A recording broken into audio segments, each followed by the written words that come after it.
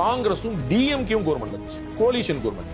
அதுல இந்த நீட்ங்கிறத இன்ட்ரோடியூஸ் பண்ணி விட்டது தமிழ்நாட்டை சேர்ந்த திமுகவை சேர்ந்த சென்ட்ரல் மினிஸ்டர் இருந்தாரு. இந்த நீட்டுங்கிற மசோதாவை பார்லிமெண்ட்ல 2010 தாக்கல் பண்ணி கூகுள் பண்ணி பாத்துங்க. பெரிய இதுக்கு ஒரு ரிசர்ச் எல்லாம் நீங்க பண்ணணும். அப்படி பண்ணினா வந்து கூகுள் பண்ணிட்டேன், எல்லாமே போய். இப்ப நான் சொல்றதை நீங்க கூகுள் பண்ணுங்க.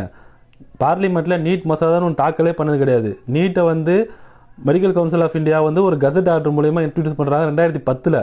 2010 இன்ட்ரடியூஸ் பண்ண அடுத்த மாசமே திமுக போய் மெட்ராஸ் ஹைகோர்ட்ல ஸ்டே வாங்குது. அதுக்கு திமுக மட்டும் இல்லாமல் மற்ற நிறைய யூனிவர்சிட்டியும் வேறு ஸ்டேட்டில் ஸ்டே வாங்குறாங்க. அதில் வெள்ளூர் சிஎம்சியும் ஒன்று.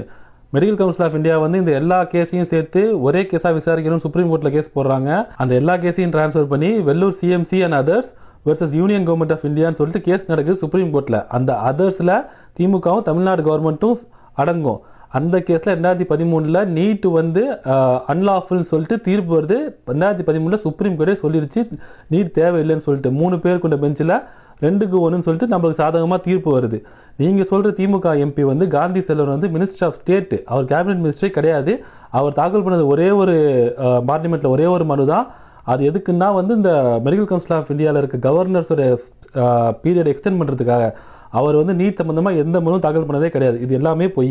சிக்கல் எங்கே வருதுன்னா மெடிக்கல் கவுன்சில் ஆஃப் இந்தியா வந்து இந்த சுப்ரீம் கோர்ட் தீர்ப்பை திருப்பி ரீகன்சிடர் பண்ண சொல்லி திருப்பி கேஸ் நடத்தி